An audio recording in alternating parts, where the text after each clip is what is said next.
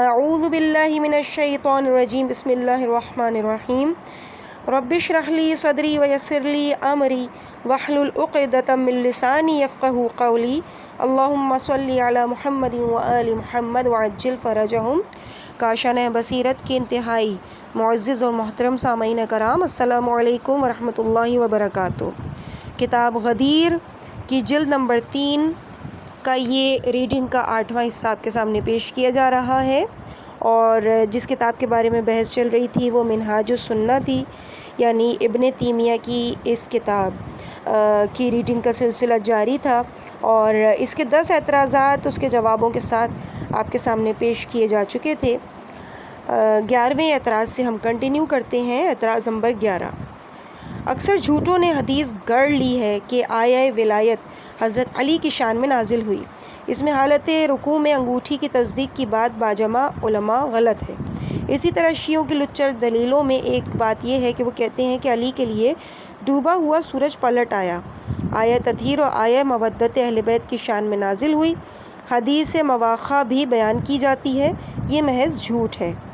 جواب ہے، انسان اپنے تعصب و عناد میں اس قدر بھی اندھا نہ ہو جائے کہ واضح حقائق کا انکار کر بیٹھے۔ جیسے ائمہ تفسیر، محدثین و حفاظ نے امیر المومنین ابن عباس، ابو ذر، عمار، جعفر، ابو رافع، انس بن مالک، سلمہ ابن سلام کے سلسلہ سند سے بیان کیا ہے، اور اس کی صحت پر اجماع ہو، اس کا انکار کس طرح سے کیا جا سکتا ہے؟ اس جاہل نے اپنے پھکڑ پن میں ائمہ حدیث کو بیک قلم جھوٹا اور کذاب لکھ مارا ہے، جنہوں نے اس آیت سے احکامات مستبد کیے ہیں کہ فعل قلیل مبطل نماز نہیں، اور صدقہ مستحبی کو زکوٰۃ بھی کہتے ہیں، انہیں بھی جھوٹا لکھ دیا ہے، جس کا مطلب یہ ہے کہ یہ تمام افراد اس حدیث کی صحت پر متفق ہیں۔ اس آیت کے سلسلے میں عمومی حیثیت سے مفسرین نے طریق دلالت کا واضح انداز اختیار کرتے ہوئے کہا کہ تمام مفسرین کا اس امر پر اتفاق ہے، کچھ نے حوالے بیان کیے ہیں اور کچھ نے واضح طریقے سے اس کے علی کے بارے میں نازل ہونے کی صحت پر اتفاق ہونے کا اعلان کیا ہے۔ ذرا دیکھیے کہ ابن تیمیہ اسے جھوٹ کہہ رہا ہے، اور مندرجہ ذیل علماء میں سے بعض نے اس کی صحت پر اجماع کا دعویٰ کیا ہے۔ اور یہاں پہ بہت سارے نام جو ہیں وہ علماء کے اور راویوں کے تحریر ہیں، جن میں سے میں کچھ آپ کے سامنے بیان کر دیتی ہوں۔ تقریباً 40-50 کے قریب یہاں پہ نام تحریر ہیں۔ قاضی محمد ابن عمر، حافظ ابو بکر صفانی، ابن شیبہ، ابو جعفر اسقافی، حافظ کشی، ابو سعید، ابو الحسن زمانی، حاکم ابن نشاپوری، ابو بکر شیرازی، حافظ ابن مردویہ، ابو اسحاق سالبی، ابو نعیم اصفہانی، حافظ بہقی، خطیب بغدادی، بن حوازن نشاپوری، واحدی، ابن مغازلی، عبدالسلام قزوینی، عبدالقاسم حسکانی، فقیہ طبری، فرا بغوی، ابو الحسن زری اندلسی، جار اللہ زمخشری، حافظ سمعانی،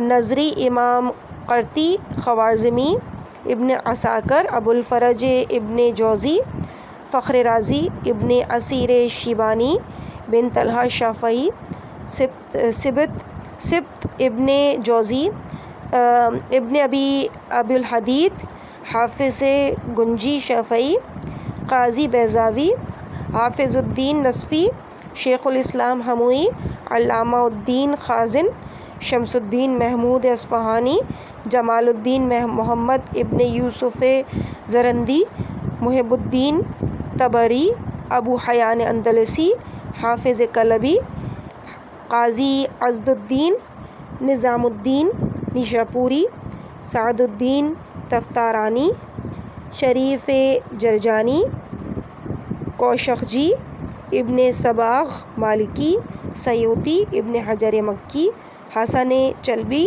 مسعود شیروانی، قاضی شوکانی، سید محمود آلوسی، شیخ سلیمان قندوزی، شبل خجی، عبد القادر کردستانی کے علاوہ بھی متکلمین اور مفسرین نے علی کے بارے میں نازل ہونے پر اتفاق کیا ہے۔ اور حاشیے میں یہاں پہ اس سے بھی زیادہ نام افراد کے اور کتابوں کے ریفرنسز یہاں پہ تحریر ہیں۔ اللہ اکبر۔ اس کے بعد ہیڈنگ ہے متن حدیث۔ انس بن مالک سے روایت ہے کہ ایک سائل مسجد میں آیا اور صدا لگائی، کوئی وفادار دولت مند ہے جو قرض دے۔ اس وقت علی حالت رکوع میں تھے، اشارہ کیا کہ میری انگوٹھی ہاتھ سے لے لے۔ رسول نے عمر سے فرمایا واجب ہو گئی۔ عمر نے پوچھا کیا؟ فرمایا بخدا بہشت اس پر واجب ہو گئی۔ جیسے ہی اس نے انگوٹھی ہاتھ سے لی، خدا نے تمام چھوٹے بڑے گناہ بخش دیے۔ انس کہتے ہیں کہ ابھی لوگ مسجد سے باہر بھی نہیں ہوئے تھے کہ آیہ ولایت نازل ہوئی، انما ولیکم اللہ۔ اس وقت حسان بن ثابت نے 5 شعر اس بارے میں کہے: اے ابوالحسن، تم پر میری جان قربان، اور ہر سائق ہدایت تم پر صدقے ہو جائے۔ کیا میری اور تمہارے تمام دوستوں کی مدح ضائع ہو جائے گی؟ خدا کی مدح تو ضائع ہونے والی نہیں۔ آپ نے حالت رکوع میں انگوٹھی دی۔ اے بہترین راکع، آپ پر تمام امت کی جانیں قربان۔ اے بہترین خریدار، اے بہترین فروشندہ۔ پھر آپ کے لیے خدا نے آیہ ولایت نازل کی۔ اختصار کے خیال سے اتنے ہی پر اکتفا کیا جاتا ہے۔ اس کے بعد ہیڈنگ ہے ایک لچر اعتراض۔ آلوسی نظر لعالی میں آیہ ولایت کے سلسلے میں لکھتے ہیں کہ یہ آیت جیسا کہ لوگوں نے سمجھ رکھا ہے تنہا حضرت علی کی شان میں نازل نہیں ہوئی ہے، بلکہ انصار و مہاجرین کی شان میں نازل ہوئی۔ حضرت علی ان میں سے ایک ہے، کیونکہ اس آیت میں الزین صیغہ جمع استعمال ہوا ہے۔ اکیلے حضرت کے لیے کیسے مقصود آیت ہو سکتے ہیں؟ علامہ امینی فرماتے ہیں کہ یہ اس شخص کے لیے اپنی پرواز نہیں، بلکہ ابن کثیر دمشقی کے چبائے ہوئے لقمے ہیں۔ اس نے تو یہاں تک بکواس کر ڈالی کہ حضرت علی کے بارے میں ایک آیت بھی نازل نہیں ہوئی۔ غفلت شعاروں نے یہ حقیقت فراموش کر دی کہ ہر عمومی حکم میں دوسروں کے لیے تشویق کی غرض سے بلیغ تر انداز گفتگو اختیار کر کے فرد خاص کے کارنامے کو موقت کیا جاتا ہے۔ اس کی مثالیں قرآن میں بے شمار ہیں، جیسے مثال کے طور پہ نمبر 1، الذین قالوا ان اللہ فقیر ونحن اغنیاء، سورہ آل عمران کی آیت نمبر 181۔ یہ قول حی ابن اخطب کا تھا یا فخاص ابن آزوراکا تھا۔ خازن کہتے ہیں کہ ہر چند یہ قول ایک یہودی کا تھا، چونکہ سبھی رافضی تھے اس لیے تمام یہودیوں کو شامل کیا گیا۔ اسی طرح سے ایک اور مثال دی گئی ہے دوسری آیت کی، جو کہ ہے سورہ توبہ کی آیت نمبر 61، منہم الذین یؤذون النبی۔ یہ آیت جلاس بن سوید یا نبتل یا عتاب کے بارے میں نازل ہوئی۔ یہ سبھی منافق تھے۔ اسی طرح سے ایک اور جگہ پہ ایک اور آیت کا سورہ نور کی آیت نمبر 33 کا یعنی 33 کا ریفرنس ہے، والذین یتبعون الکتاب۔ یہ آیت سبی مولا کے بارے میں نازل ہوئی تھی۔ اسی طرح سے ایک اور آیت کا ریفرنس ہے ان الذین یاکلون، اور یہ ہے سورہ نساء کی آیت نمبر 30۔ ایک اور آیت یہ اس کے بارے میں بیان ہے کہ یہ مرتد کے بارے میں نازل ہوئی۔ 5ویں آیت کا ریفرنس ہے لا ینہاکم اللہ، یہ آیت ہے سورہ ممتحنہ کی آیت نمبر 8۔ یہ آیت اسماء بنت ابی بکر کے بارے میں ہے۔ اسی طرح علامہ امینی نے 27 آیات بطور شاہد پیش کی ہیں۔ اس کے بعد اعتراض نمبر 12 ہے کہ وہ یہ کہتا ہے کہ رافضی تو علی کا ایمان اور عدالت بھی ثابت نہیں کر سکتے، نہ جنتی ہونے کا ثبوت فراہم کر سکتے ہیں، ان کی امامت کی بات تو دور ہی ہے۔ لیکن اگر وہ ابو بکر، عمر اور عثمان کو مان لیں تو علی کی امامت ثابت ہو سکتی ہے۔ ان سے الگ کر کے علی کے لیے کوئی بھی دلیل سازگار نہیں ہو سکتی۔ جس طرح عیسائی نبوت عیسیٰ بغیر نبوت محمد ثابت کرنے سے عاجز ہیں، بغیر ان کے کوئی دلیل سازگار نہیں ہو سکتی۔ ایک دوسری جگہ لکھتا ہے کہ رافضی اپنے مذہب کی بنیاد پر ایمان علی اور عدالت ثابت کرنے سے قاصر ہیں۔ انہیں اہل سنت کا ہم زبان بننا ہی پڑے گا، اور اگر وہ اہل سنت کے ہم زبان بن کر علی کا ایمان تواتر کے بطور ثابت کریں تو معاویہ، یزید، خلفاء بنی امیہ اور خلفاء بنی عباس کے اسلام اور نماز اور سیام اور جہاد بھی متواتر طور سے ثابت ہو جائے گا۔ اس اعتراض کا جواب ہے کہ جگ جگ جیو میرے یار، کاش ہم سمجھ سکتے کہ ایمان اور عدالت علی بھی دلیل و ثبوت کی محتاج ہے۔ ابتدائی اسلام میں انہوں نے جس طرح رسول کا بوجھ ہٹایا اور برادری کے حقوق ادا کیے، وہ دلیل کے محتاج نہیں ہیں۔ انہی کی تلوار سے اسلام اپنے پیروں پر کھڑا ہوا، شرک کی فوج کو خاک چٹائی، ان کے بیان اور برہان سے الحاد کا تیا پاچا ہوا، انہی کے ہاتھوں کعبہ بتوں سے پاک ہوا، انہی کے لیے آیت تطہیر نازل ہوئی۔ وہ قرآن کی روشنی میں نفس رسول ہے، بستر رسول پر سو کر رضائے خدا کا سودا کیا، وہی رسول کی طرح مومنوں کے نفسوں پر اولا بالتصرف ہے۔ اس آیت سے احادیث شیعہ متواتر ہیں، لیکن جب ہمارا مخالف ہم سے الجھتا ہے تو اہل سنت کی کتابوں سے احتجاج کر کے تواتر ثابت کرتے ہیں۔ یہ ایک مناظرے کا سخت طریقہ ہے۔ علی کے ایمان کا غیروں کے ایمان سے موازنہ، کیا یہ لوگ ان کو علی کا نفس واحد خیال کرتے ہیں جس کے اجزاء نہ کیے جا سکیں، یا روح واحد تمام میں جاری و ساری ہو گئی؟ شیعوں کے مناظرات اور احتجاجات ان کی محافل و مجالس میں گونجتے رہے ہیں جو ناقابل فراموش ہیں۔ یہ سب کچھ نہیں، بات صرف اتنی سی ہے کہ ابن تیمیہ نے شیعوں کو یہودیوں سے تشبیہ دے کر دل کی بھڑاس نکال لی ہے۔ اس کی دینداری اور دانش کا معیار یہی ہے کہ علی کے ایمان سے معاویہ اور یزید اور دیگر اموی اور عباسی خلفاء کا موازنہ کرے اور بس۔ اعتراض نمبر 13 ہے کہ جلد دوم میں شیخ طوسی اور تمام شیعوں میں اتہامات کی بھرمار کر دی ہے کہ وہ نماز ضائع کرتے ہیں، حرام کاموں کے مرتکب ہوتے ہیں، شراب اور فواحش سے مائع سیام میں بھی پرہیز نہیں کرتے، شرک فی العبادہ کے مرتکب ہوتے ہیں۔ اسی طرح جھوٹے پروپیگنڈے کر کے اس نے شیعوں کو بدنام کرنے کی ممکنہ صحیح کی ہے۔ انصاف خدا ہی کے ہاتھ میں ہے۔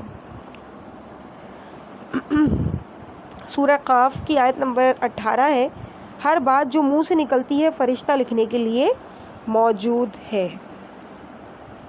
اسی طرح اعتراض نمبر 14 ہے، لکھتا ہے کہ مشہور ترین دشمنان ابو بکر صدیق، مسلمہ کذاب جیسے افراد ہیں، لیکن یہ رافضی انہیں دوست رکھتے ہیں۔ علامہ ہلی اور دیگر افراد کہتے ہیں کہ مرتدین حق پر تھے، ابو بکر صدیق نے ناحق انہیں قتل کیا۔ ان اعتراضات کا جواب کچھ اس طرح سے ہے کہ کوئی اس مرد سے پوچھے کہ تمہیں کس نے یہ سب خرافات بتائے کہ رافضی مسلمہ کے طرفدار ہیں، جبکہ تمام شیعہ اس کے نام کے ساتھ کذاب کا لفظ ضرور لگاتے ہیں، اس کی بدعمالی کی مذمت کرتے ہیں۔ شیعوں کا عقیدہ ہے کہ حضرت محمد مصطفیٰ صلی اللہ علیہ وآلہ وسلم پر نبوت ختم ہو گئی، اب جو بھی مدعی نبوت ہے وہ یقیناً کافر ہے۔ آخر اس مرد نے اس شخص کا نام کیوں نہیں بتایا جو اس قسم کا عقیدہ رکھتا ہے، لیکن اس کا ضمیر مطمئن نہیں تھا، اس لیے نام یا کتاب کی نشاندہی نہیں کی۔ علامہ ہلی کی تمام کتابیں آج بھی موجود ہیں، مخطوطہ ہوں یا مطبوعہ۔ اس تہمت کو کہیں بھی کوئی نہیں دکھا سکتا، شاید ابن تیمیہ کی بد باطنی کے صندوق میں بند ہے۔ خدایا اس بد باطنی کی تجھی سے شکایت ہے۔ 15واں اعتراض ہے کہ کہتا ہے کہ اس جہالت کے نمائندے یعنی علامہ ہلی نے جھوٹ کے طور مار باندھے رکھے ہیں۔ مثلا سورہ دہر حل اتی علی الانسان کے متعلق کہتا ہے کہ اہل بیت کی شان میں نازل ہوا، حالانکہ علماء کا اتفاق ہے کہ مکے میں نازل ہوا۔ بنا بری سورہ حل اتی ان حضرات کی شان میں نازل ہونے کا دعویٰ ایسا جھوٹ ہے جیسے قرآن کی معمولی سمجھ رکھنے والا بھی جانے گا۔ اور اس کا ریفرنس بھی یہاں پہ تحریر ہے، منہاج السنہ، یعنی اسی کتاب کا ریفرنس۔ اس کے بعد اس کتاب کے بعد دوسری کتاب کی ہیڈنگ ہے جس کا نام ہے البدایۃ والنہایہ، اور اس کی تالیف ہے ابن کثیر دمشقی۔ اس بات کو نظر انداز نہ کرنا چاہیے کہ اس کتاب کا مؤلف غلط بیانی اور افترا پردازی میں تمام سرحدیں پھلانگ گیا ہے۔ خودکشی کی حد تک دروغ بافی، فحش کلامی اور بغیر دلیل کے تنزیہ فقروں سے استدلال کرتا ہے۔ یہ سب کچھ شیعوں کے لیے ہے اور فقط شیعوں کے لیے ہے۔ اس اعتبار سے یہ کتاب تاریخ کی بجائے یا وہ گوئی قومی تعصبات اور اندھیروں کی گہار بن کے رہ گئی ہے، جس کی وجہ سے قومی اتحاد پارا پارا ہوتا ہے۔ اہل بیت کی دشمنی میں اس قدر آگے ہے کہ جہاں کہیں خاصان خدا کا نام آتا ہے یا ان کی فضیلت کا گوشہ نکلتا ہے، طنز کے نشتر چلا دیتا ہے۔ اموی طینت کے مندرجہ ذیل نمونے ملاحظہ کیجیے۔ نمبر 1، ابن اسحاق اور تمام ارباب سیرت اور تاریخ کا بیان ہے کہ رسول خدا نے اپنے اور علی کے درمیان برادری قائم کی۔ اس سلسلے میں بہت زیادہ احادیث وارد ہوئیں، لیکن ایک بھی صحیح نہیں۔ ان کے تمام اسناد ضعیف ہیں اور اس کے متن میں رکاکت اور نامعقولیت ہے۔ صفحہ نمبر 223، صفحہ نمبر 335 پر ابن حاکم کے طریق سے اس روایت کو نقل کر کے کہتا ہے کہ اس حدیث کی صحت محل تأمل ہے۔ اس اعتراض کا جواب اس طرح سے مؤلف نے تحریر کیا کہ قارئین کرام ہمارے گزشتہ صفحات ملاحظہ کر سکتے ہیں، جس میں ہم نے طرق حدیث کا تذکرہ کیا تھا۔ ان میں سبھی احادیث صحیح اور اس کے رجال موثق ہیں۔ ائمہ حدیث اور ارباب سیرت نیز حفاظ نے اس کی صحت کا اقرار کیا ہے۔ اس کے بعد اس شخص کی محمل گوئی کا اندازہ کیا جا سکتا ہے۔ اہل بیت کی دشمنی میں اس نے اموی سرشت کا بھرپور مظاہرہ کر کے اسی گندے نالے سے سیراب بھی ہوتا ہے۔ یہی عوامل ہیں کہ وہ حقائق تسلیم کرنے سے گریزاں ہیں۔ مناقب اہل بیت اور خاصان خدا کے فضائل جو زبان رسالت سے بیان ہوئے ہیں، اپنی ہوا پرستی سے ان کا انکار کرنے پر آمادہ ہو جاتا ہے۔ دوسرا اعتراض کرتا ہے کہ حدیث سے تیر نقل کر کے اقرار کرتا ہے کہ یہ متواتر صحیح ہے۔ اس کی صحت کو ائمہ حدیث نے اقرار کیا ہے، لیکن یہ بھی کہتا ہے کہ تمام طریقوں کی صحت کے باوجود اس کو قبول کرنے میں دل تردد اور تأمل کا شکار ہے۔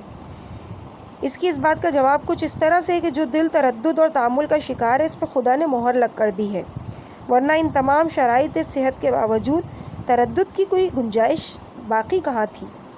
یہ بات ہے کہ انسان رسول خدا کے نزدیک تمام لوگوں سے محبوب تر ہو کر کوئی نئی اور اجنبی بات نہیں، اور کسی کو محبوب رسول ہونے پر اعتراض کرنے کی گنجائش بھی نہیں، نہ کہ حضرت امیر المومنین کی ذات گرامی پر اعتراض کیا جا سکتا ہے، جو نفس رسول اور برادر رسول تھے۔